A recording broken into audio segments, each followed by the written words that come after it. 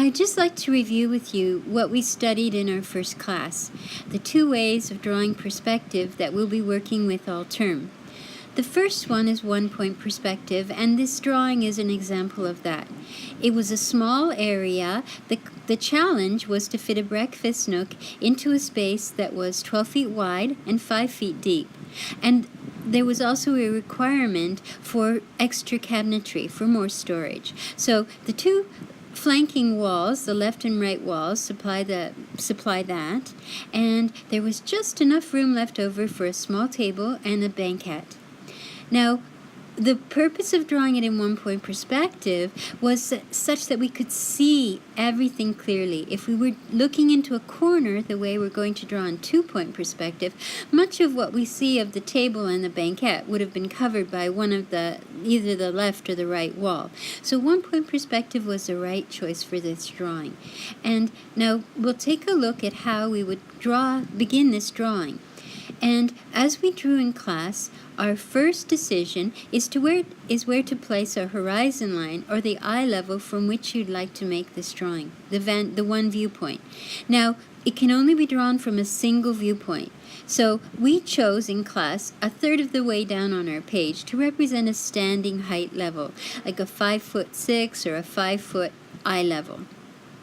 And with that horizon line, we also choose a vanishing point, and that of course represented where we would be standing outside our drawing to make that room.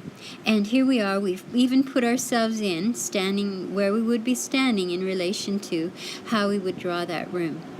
And again, you can only do this drawing from one point of view, otherwise it will look fake and false, and it won't read. It won't look like the way we see the world. Now, from that point, we also had to begin making that room with the distant wall, the more distant wall. So we threw in a box here, perfectly horizontal lines for the ceiling and the floor and the two walls. And from there, we would begin to make the ceiling and the floor by projecting from that vanishing point through each of the four corners of that box, out onto the page and toward where you were standing. And in this diagram, you can see that the dotted lines show projection, and the solid lines show you the actual left wall, ceiling, right wall, and floor lines. And from here, you would begin to build up your drawing. Now, in class, we decided to enclose the drawing, and we did that by following a horizontal and vertical line all around, matching up the corners as they met with the corners of our walls. Now, this is what the actual outer edge of that room would look like. It would end just that way, with a horizontal and vertical line, just like that. Now, we also drew a chair inside our room, and I have a separate drawing for that, just looking at the chair alone. Now, in this case, we have ourselves standing there, and we have our vanishing point for our eye level, a standing eye level again, and an elevation, what's called an elevation of the chair we wish to draw, an elevation view.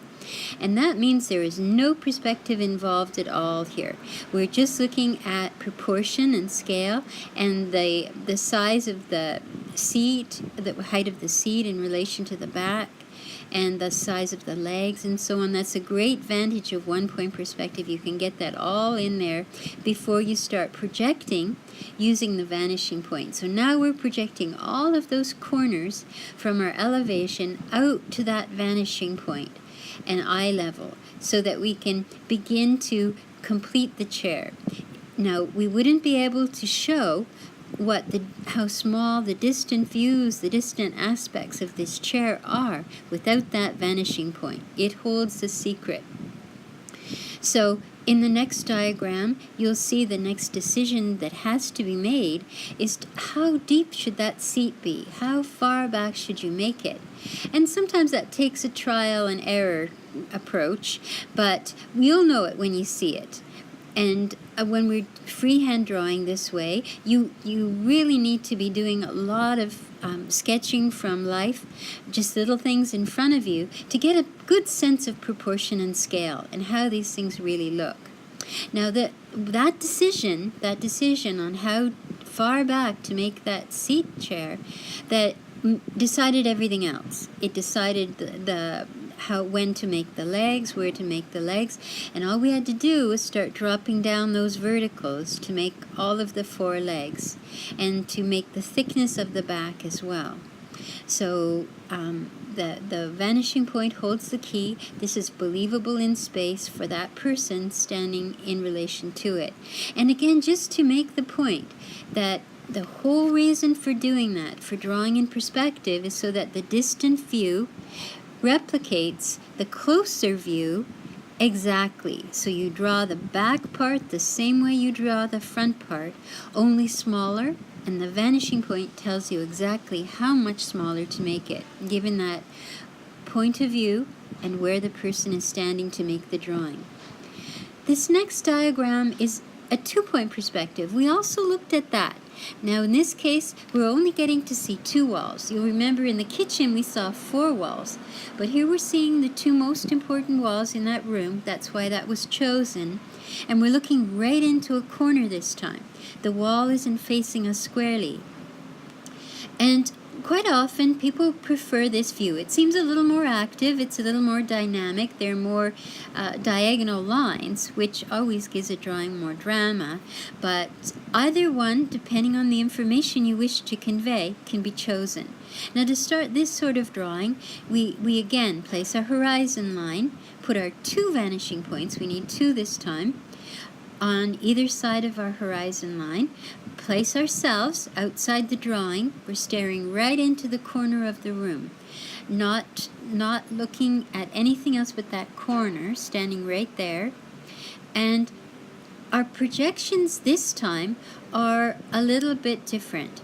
We're going to use our left vanishing point to make the right wall. And you'll see the blue dotted lines here. I've used the vanishing point on the left to project from the top of the corner. I'm projecting out, and I get my right wall.